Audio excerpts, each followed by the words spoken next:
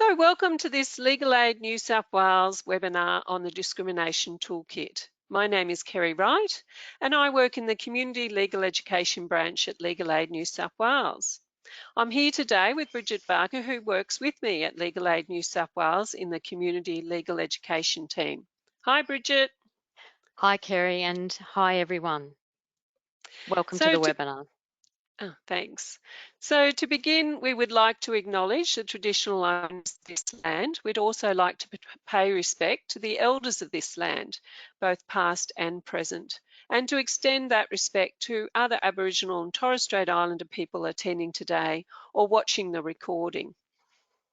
So the purpose of today's webinar is to explain how to use the Legal Aid New South Wales Discrimination Toolkit with your clients who may have experienced unlawful discrimination.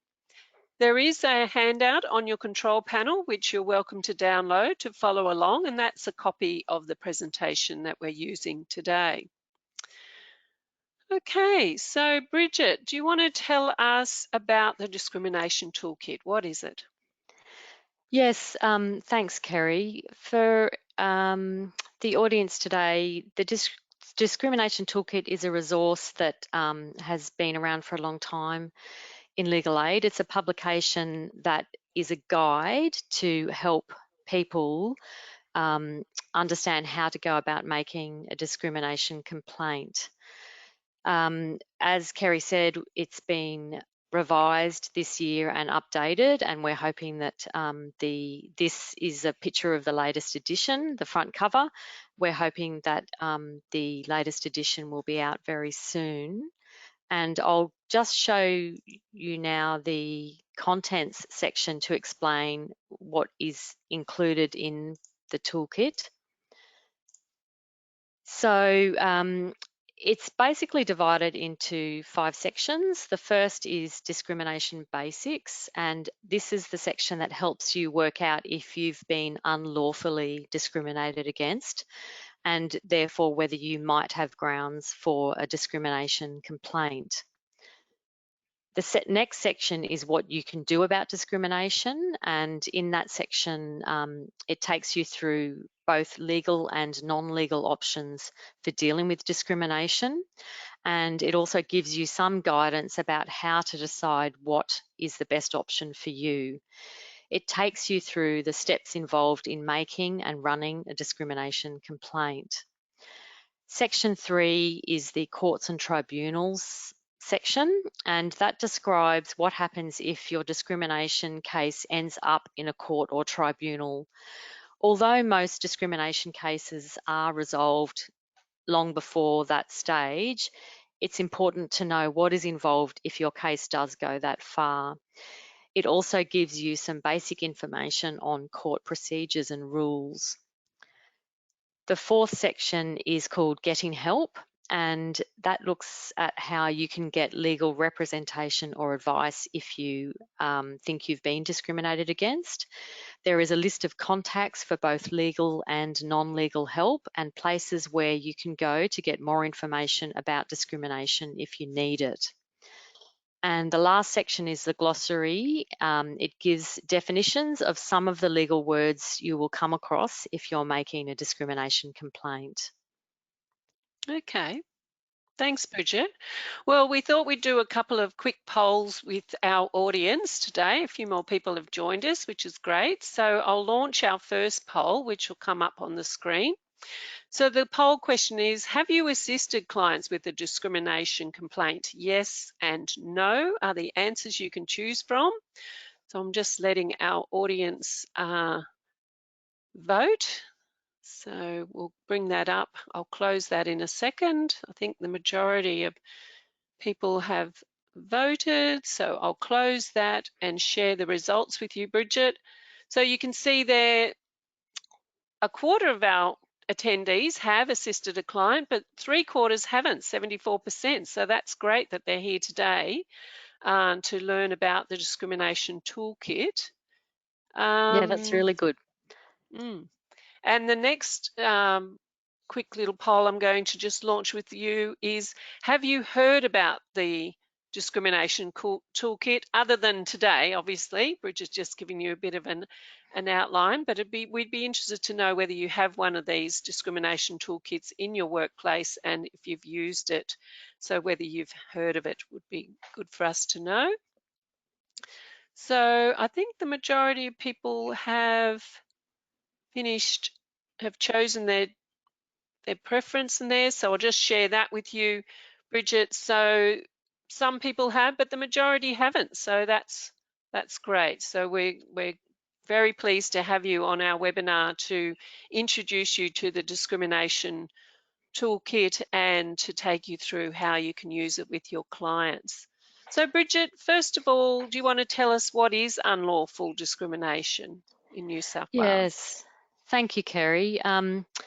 So there is a difference between what people would commonly describe as having been discriminated against and what is actually unlawful discrimination.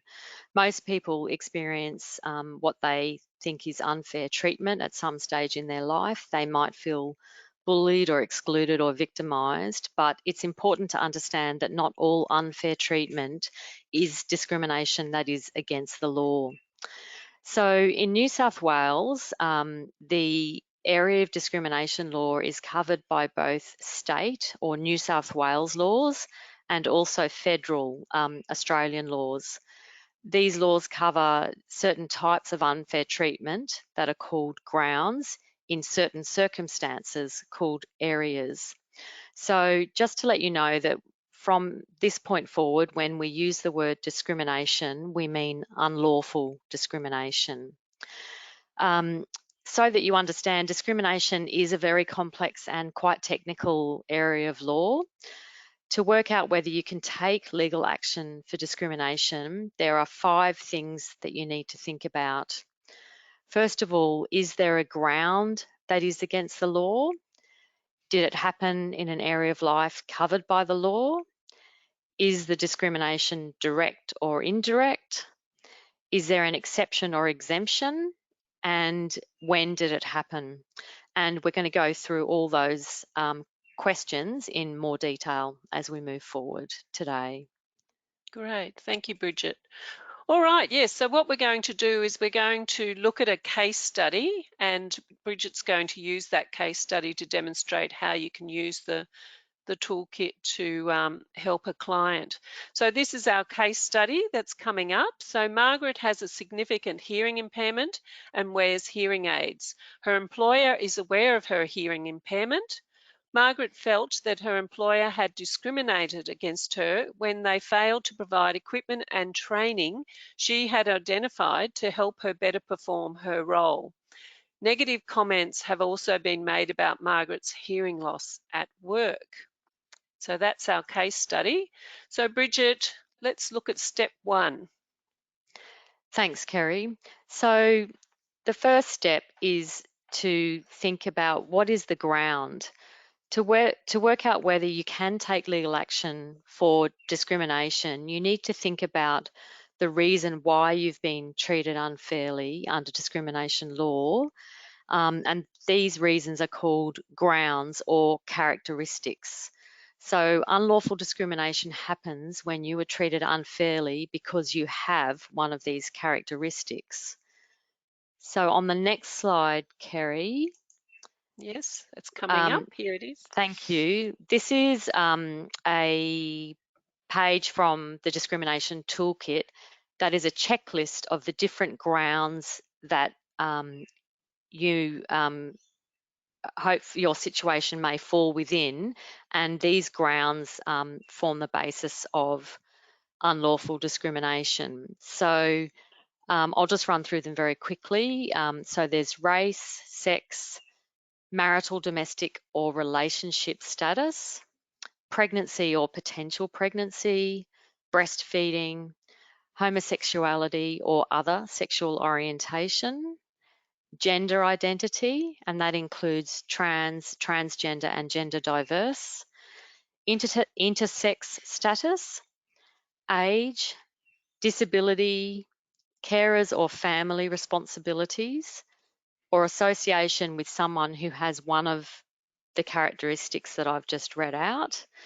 And the toolkit also covers and provides information about sexual harassment, vilification, victimisation, and public threats of violence. So in our case study, Margaret has a significant hearing impairment and wears hearing aids.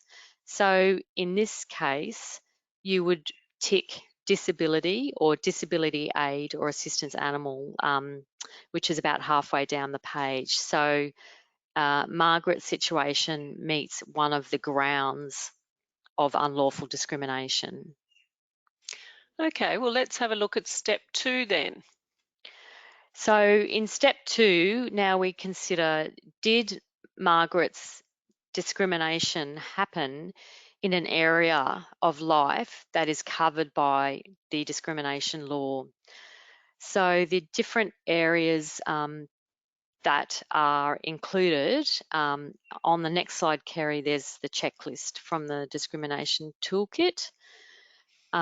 So now we have to consider, did the discrimination that Margaret experienced happen in one of these areas of life? And so these are employment, and that includes anything to do with work and applying for a job, getting a promotion, training, work conditions, losing your job or other work entitlements.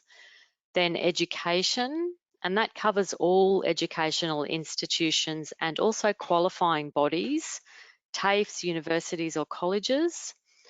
And it includes when you're applying for enrolment, what happens during your studies or being suspended or expelled. Accommodation includes renting a property, buying a property, using a hotel or hostel, or dealing with a real estate agent or landlord. Clubs and associations includes all registered clubs and associations, and such as an RSL club or a leagues club.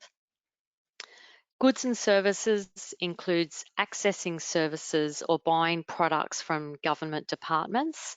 So that might be, interactions with Centrelink, the police or public hospitals, but it also includes private businesses. Public places and, we don't have that one there. Sorry, the next one is administration of Commonwealth laws and programs. And that covers how federal laws and programs are administered and run. Sport covers trying to participate in sporting activities, and including administrative or coaching activities in sport. And land covers dealings that involve the disposal or sale of an estate or an interest in land. And so going back to our case study, the discrimination Margaret experienced because of her disability happened during her employment. So we would tick that it happened in an area of life that is covered by discrimination law, which is employment. Okay, well, let's have a look at step 3 then. Thanks, Bridget. Okay, now we need to think about, was the discrimination direct or indirect? So I'll just explain to you what we mean by that. Direct discrimination happens where you are treated differently because of a particular characteristic that you have, and that the unfair treatment is fairly obvious because of that characteristic that you have. So in our case study, Margaret has a hearing impairment, and she sought some assistance to help her do her job better in her work, and so that was direct discrimination. Indirect discrimination happens when there's a rule or policy that is the same for everybody, but the effect of the rule or policy results in an unequal or unreasonable effect on a particular group or a particular person. So an example of indirect discrimination, which is usually the one that's a little bit harder to get your head around, is, so I'll just give a little case scenario. The fire brigade used to have a rule that all fire officers had to be a minimum height. The policy applied to everybody, but it disadvantaged women and men from some ethnic backgrounds.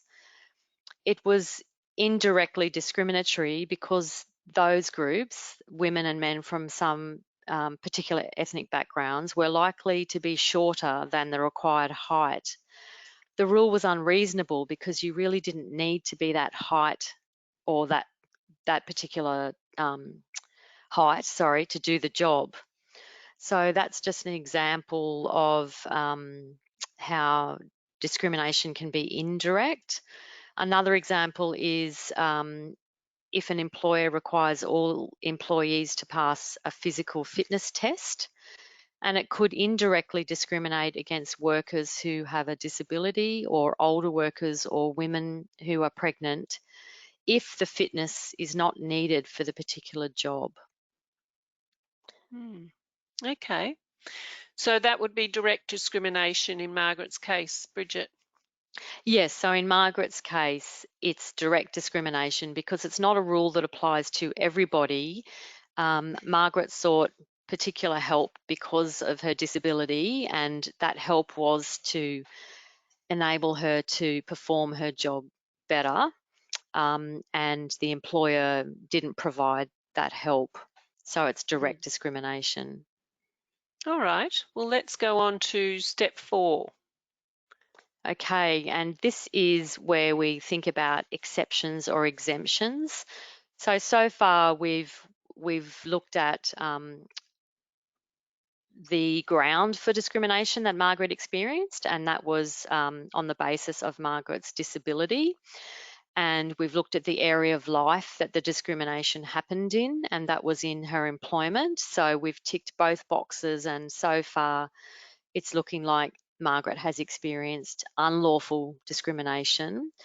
We've worked out that the discrimination was direct, and now we need to have a think about, are there any exemptions that might apply, which would mean that whilst discrimination has occurred, that the employer is exempt for some particular reason.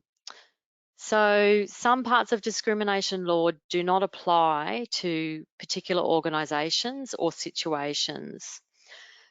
Sometimes, for example, some discrimination law may not cover private schools, very small businesses, charities, single-sex sports, and religious organisations.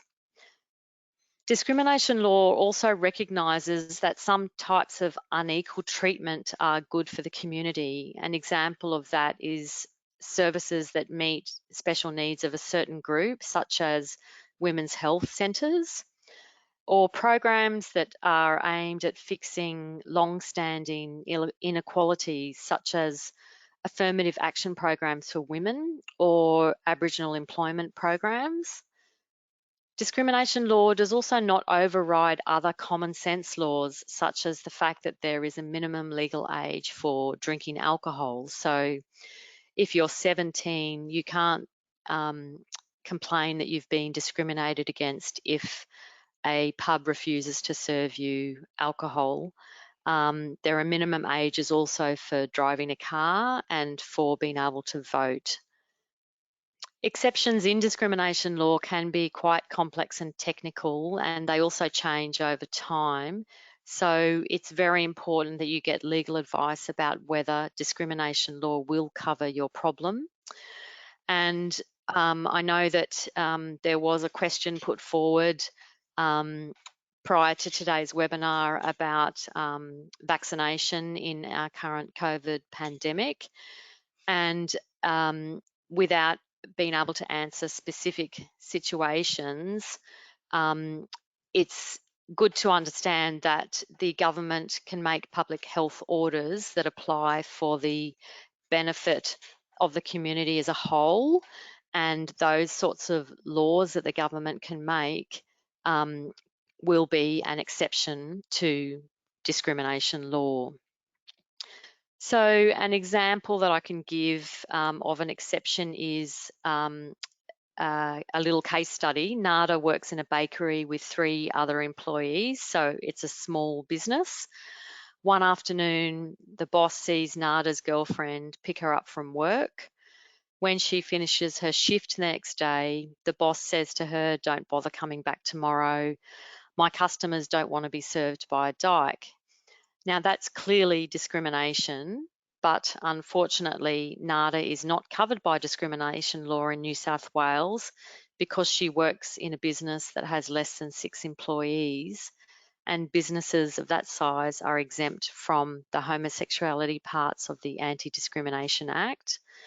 However, NADA could use the federal discrimination law system to make a complaint of discrimination because sexual orientation is a ground of unlawful discrimination under the Sex Discrimination Act, and that law applies to businesses of any size.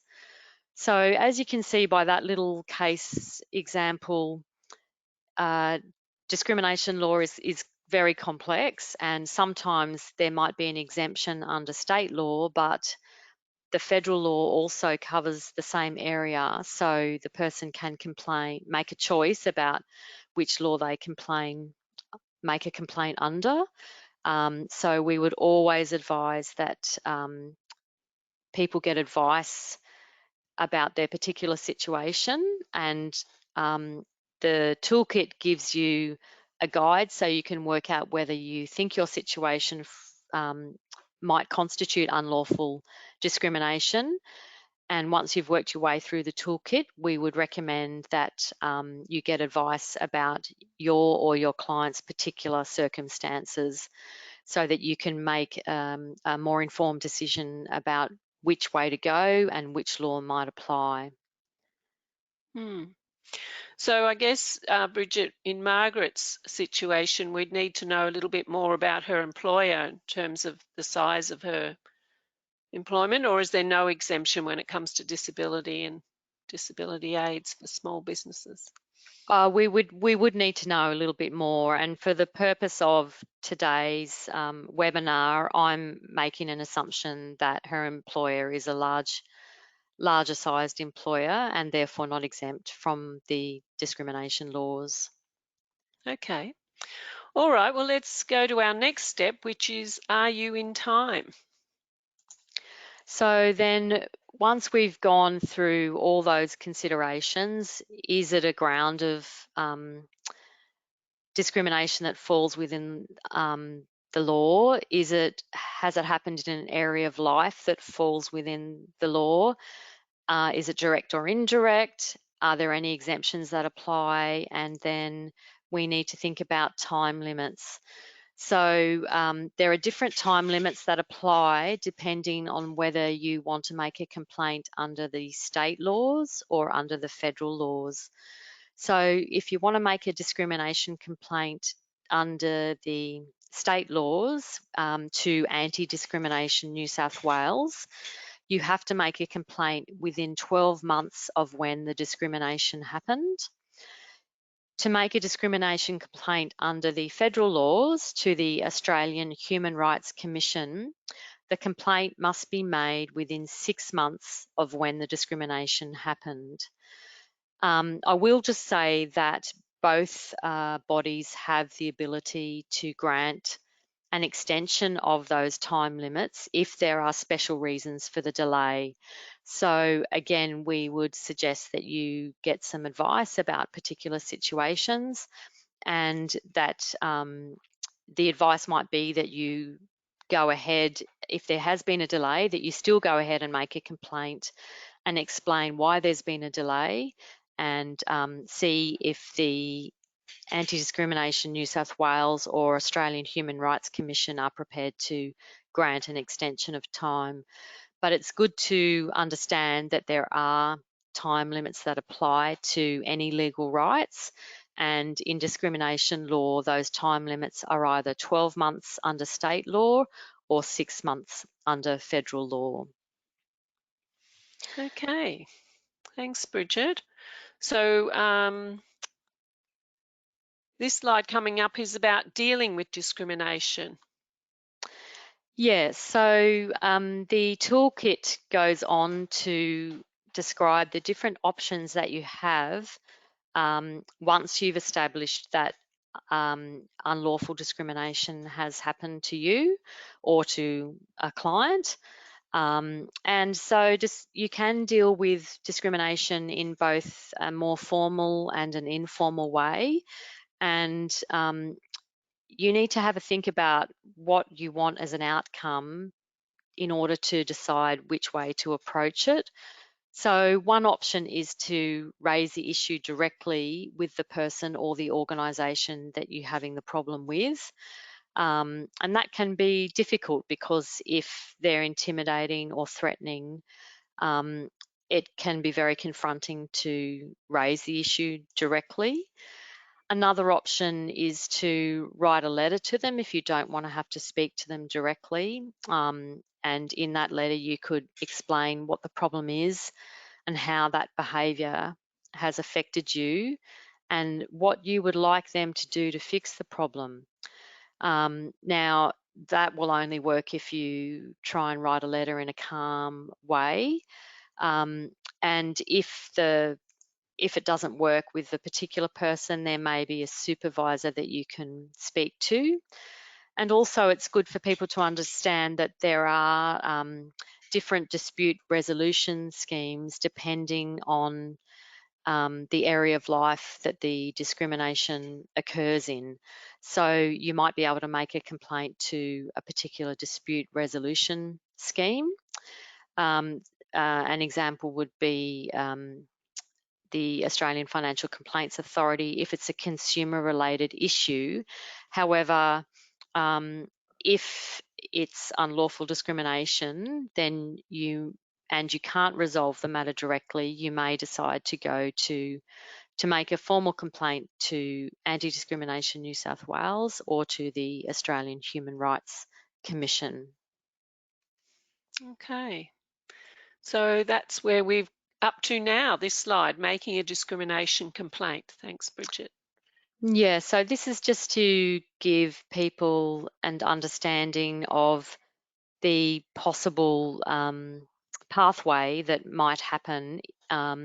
So if you are unable to resolve a complaint you have of unlawful discrimination informally by having a discussion or writing a letter, then you can make a formal complaint to either the Australian Human Rights Commission if you decide to make a complaint under federal law, or to Anti-Discrimination New South Wales to make a complaint under state law. We would urge you to get legal advice before you go ahead and make a discrimination complaint, because going down this path can be stressful and time consuming.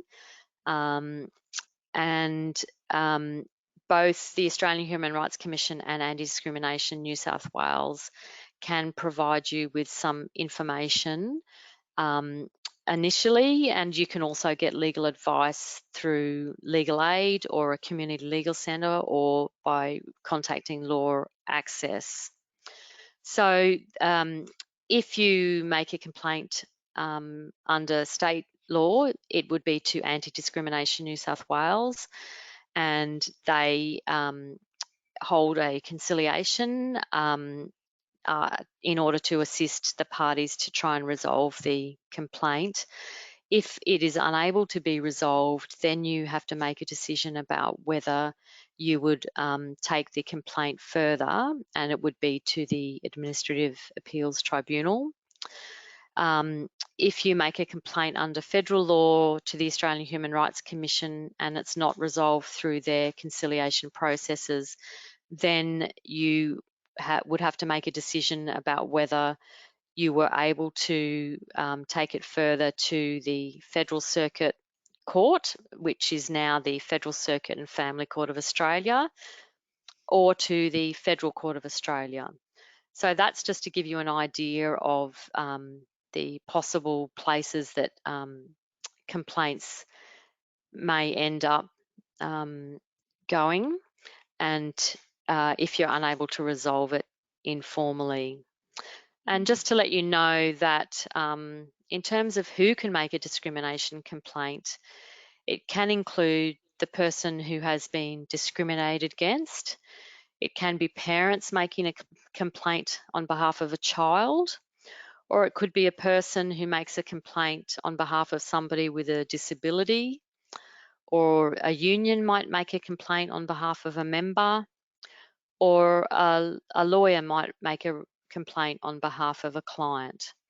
And sometimes people get together and make a group complaint if they've all experienced discrimination that's unlawful in some way.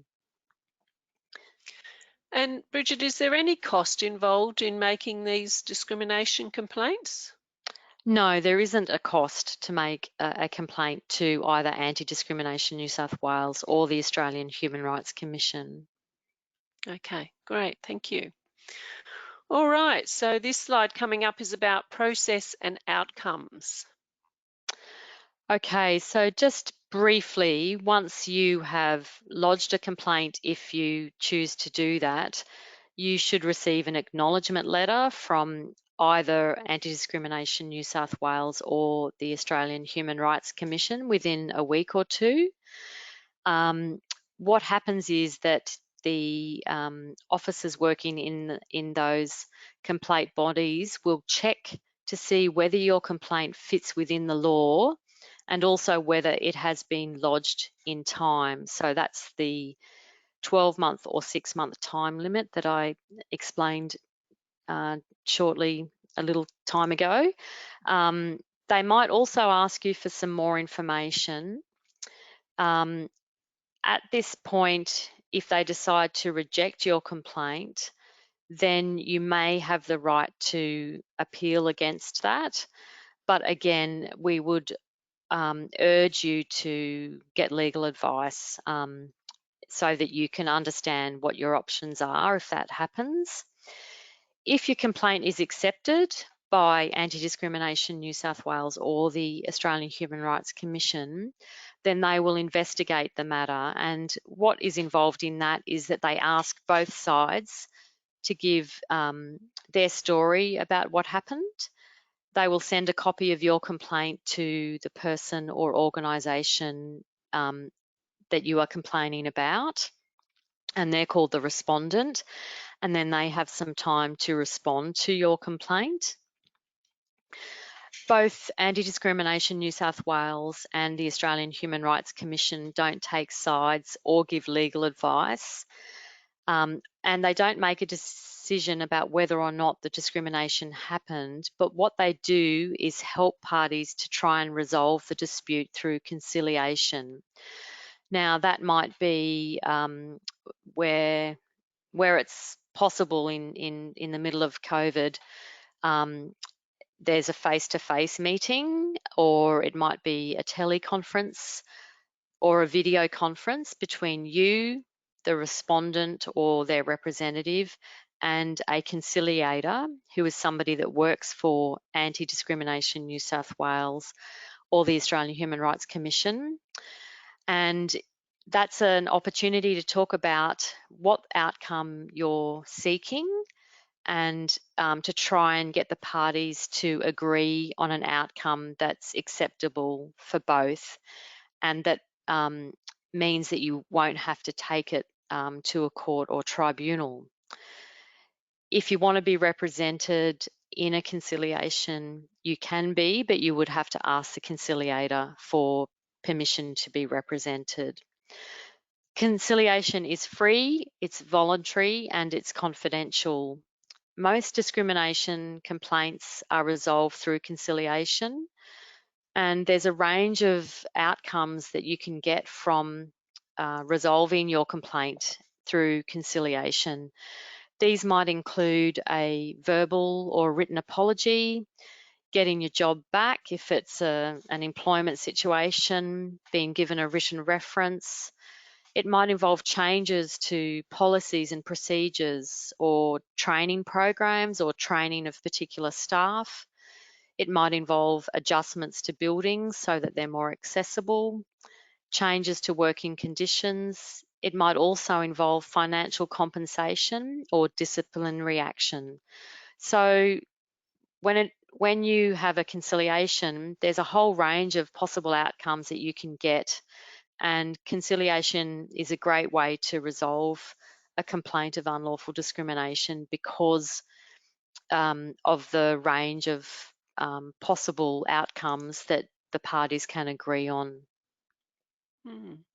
So, Bridget, you were saying you have to ask for leave to be represented, but could a community worker help in those conciliations, like be present to support their client if they needed, if they wanted that?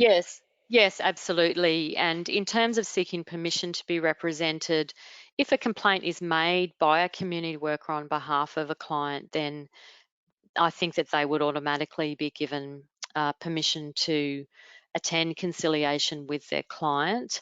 The requirement to seek permission is so that the Anti-Discrimination New South Wales or the Australian Human Rights Commission can ensure that there is equity in terms of the power between the parties. So it would be difficult for an individual coming up against a big employer who has a lawyer and a barrister representing them, and you don't have anyone representing you. So they try and make sure that both parties are comfortable and that there isn't any great power imbalance between the parties in a conciliation. And if English isn't their first language, I understand they use interpreters in those as well.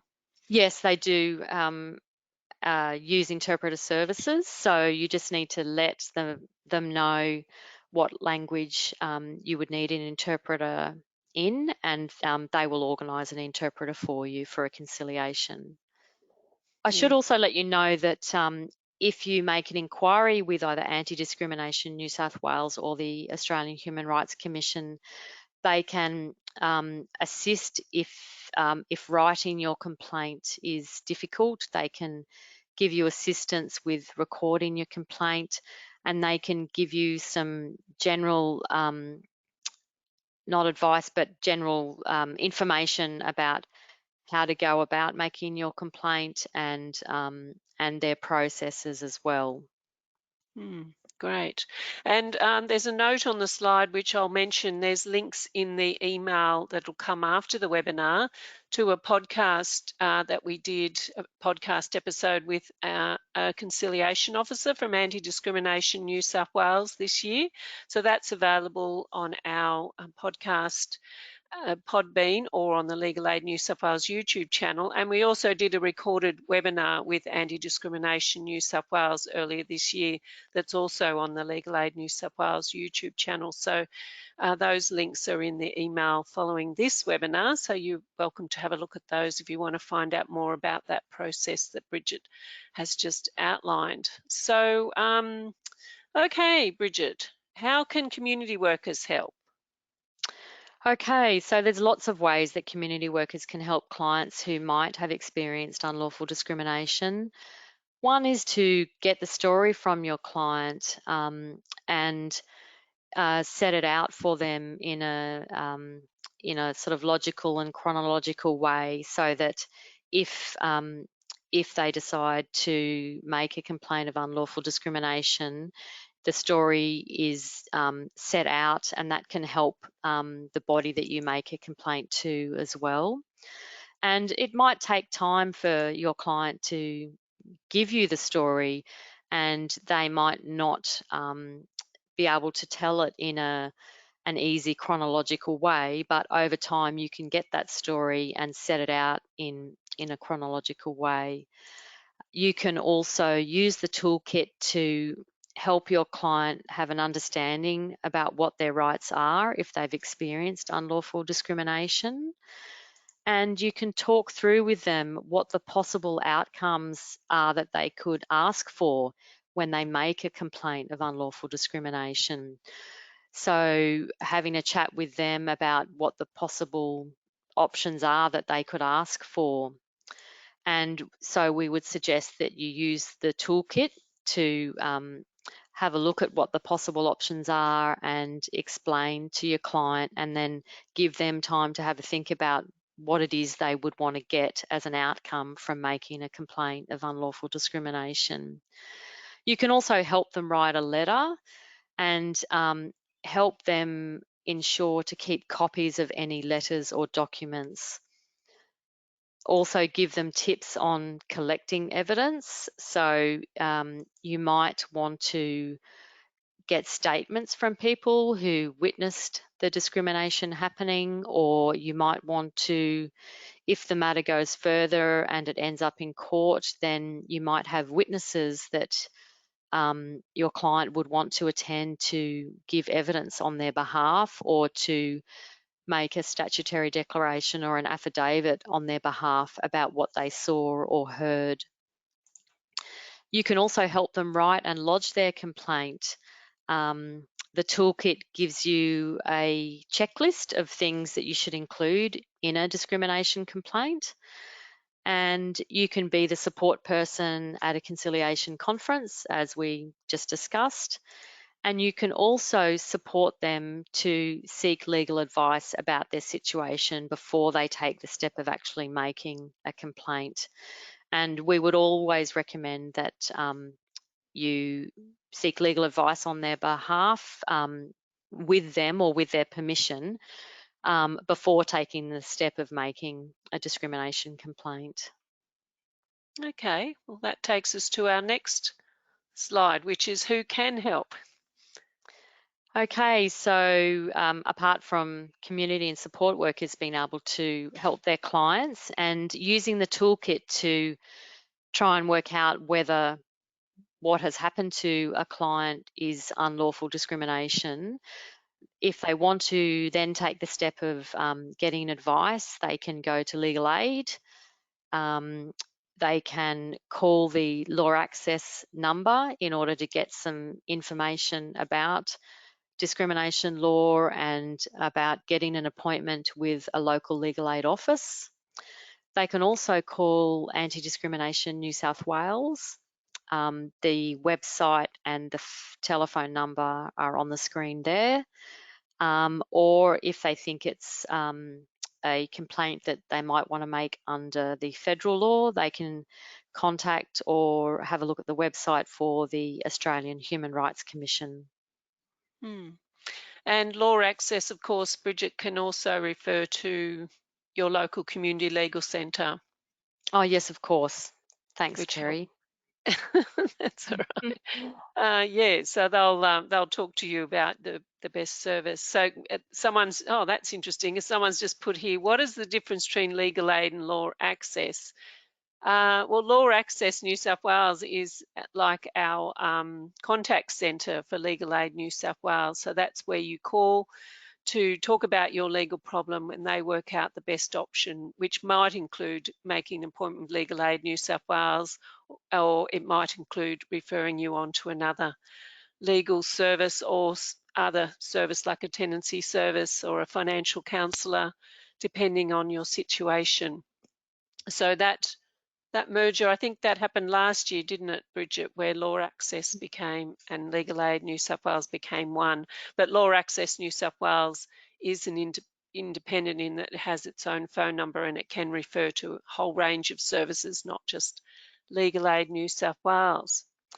And we should also say, Kerry, that of course on the Law Access website, there's all sorts of helpful information for people who experience legal issues. So there's a lot of information that you can have a look at on their website to get an understanding about a particular legal issue.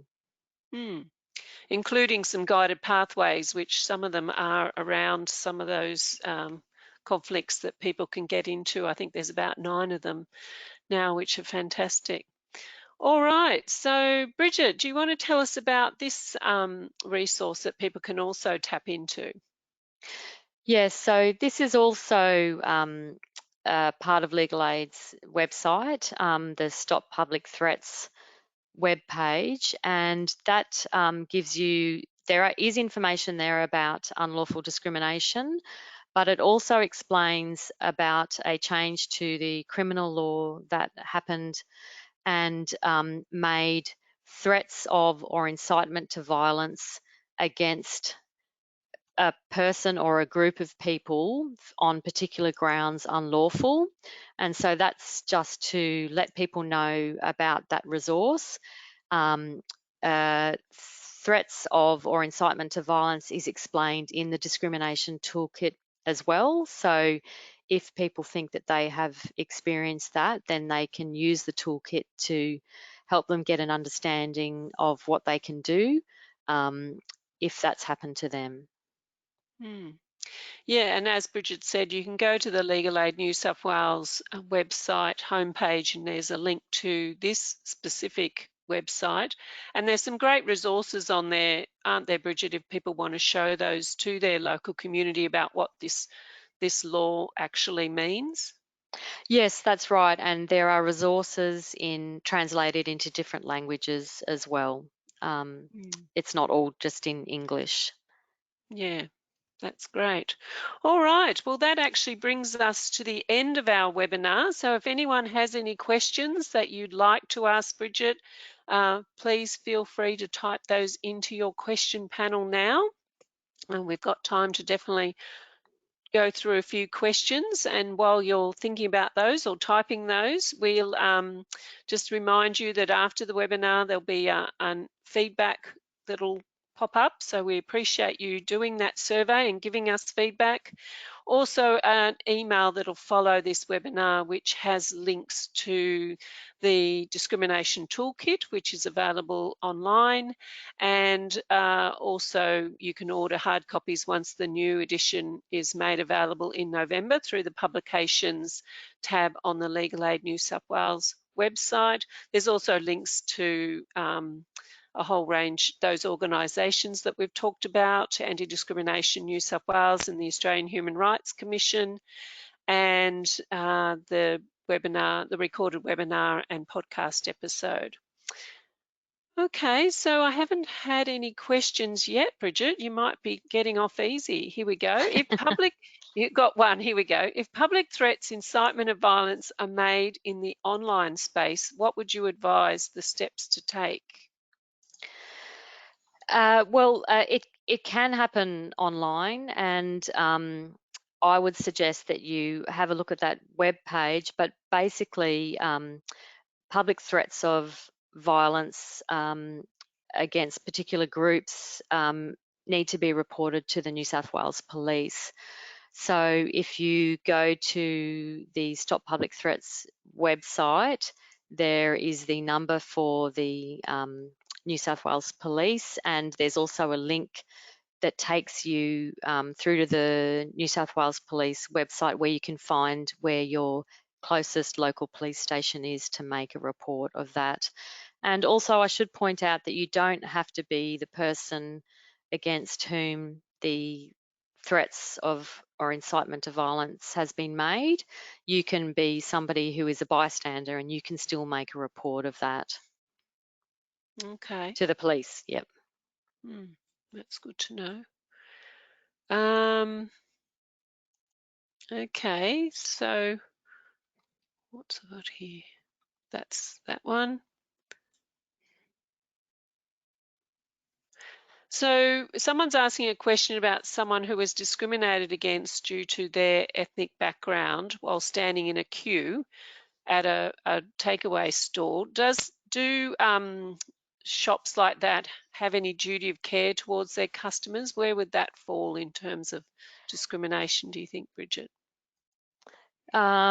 It's a bit hard to answer that without knowing whether it was the shop itself that discriminated against the person or whether it was someone else in the queue. If it were someone else in the queue, I don't think that the shop would be responsible for an individual member of the public's behaviour. But I would just urge you to contact Law Access or Legal Aid to get some advice about the particular situation, and because you can provide more detail in an advice appointment, and then you can get advice when you can provide greater detail. Yes, yeah. So they they said thanks. It was someone in the queue. So yeah, that's why it's important to get all the information, isn't it? But definitely call Law Access New South Wales if you feel that you've got a situation which may be a legal problem. They can definitely talk you through your your situation and work out with you whether you do have a legal problem and who's best to help. And even if it's not a legal problem, they can make referrals to all sorts of service providers that can assist you. So I really encourage you to remember that number, Law Access New South Wales, 1300 888 529. Give them a call and have a chat to them if you've got a situation like that. All right. Well, I think that's it. Bridget, did you have anything else to add to our audience today? No, I was just thinking about that situation, and I guess it's just an example of what is unfair treatment and quite offensive treatment, but may not amount to unlawful discrimination. But there's no harm in seeking advice about the situation either. Exactly. And, you know, it might end up being that you bring it to the attention of the shop and they may have to do something to ensure all their customers treat each other with respect, some sort of poster or, you know, managing their Yes. queues or something. But yeah, Yeah. there's definitely ways that these issues can be addressed. All right, well, I don't think we've got any more questions. So thank you very much, Bridget, for your time today for explaining the discrimination toolkit to our audience. And please look out for that new version. You may have an older version in your service, but definitely when that comes online, it'll be available there as a PDF that you can download. I think it's going to be a flip book that you can look at online Yes, as that's right. yeah, and then also you can order hard copies to have in your service. And yeah, and if you're watching this as a recording of the webinar and you've got any questions, please feel free to send those through to CLE at Legal Aid New South Wales Legal Aid, sorry, CLE@legalaid.newsouthwales.gov.au, and we'll make sure those questions get to the right person. And yeah, thank you, Bridget, and thanks everyone for your participation. We look forward to welcoming you to our next Law for Community Workers webinar. So we'll say bye, and you're getting thanks and wonderful webinar, quite useful. Thank you very much, Oh, Bridget. thanks everybody for your attendance, and thank you, Kerry. Okay, we'll say bye for now. Okay.